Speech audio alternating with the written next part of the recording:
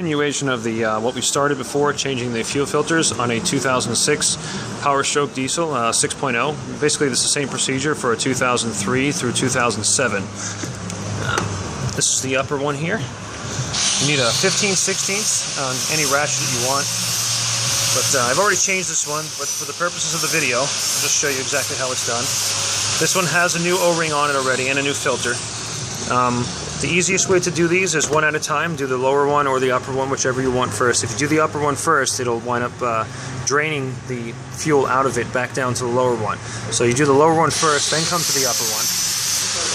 And like I said, this one's already done. It's preferred that you use the socket on here rather than the half-inch drive square, because a lot of times these will crack.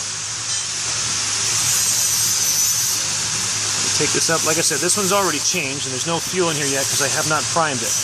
I changed the O-ring on here already. It's black, so it looks just like the one that was in here. But the other important thing to notice on here is that this little pedestal in here oftentimes is broken.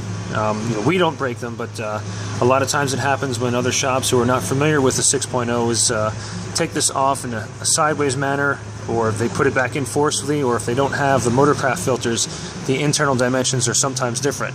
Because that O-ring right there needs to seal on that pedestal, and if that pedestal is broken off, which we've seen plenty of times, then the upper filter is void. It's no longer doing what it needs to do. The lower filter, I do forget the micron filtration, but the lower filter has a larger micron filtration compared to the upper one, and this upper one here has a smaller micron filtration. So whatever passes through the lower one and makes it to the top one, if this is not working, that's getting through to your injectors, and that is not a good scenario.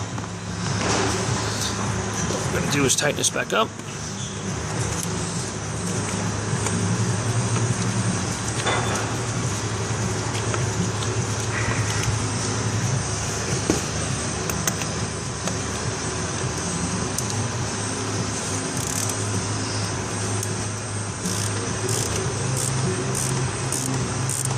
Now remember, it's only plastic on an aluminum housing, so you don't have to crank it down. It has an O-ring. Just want to snug it up a little bit.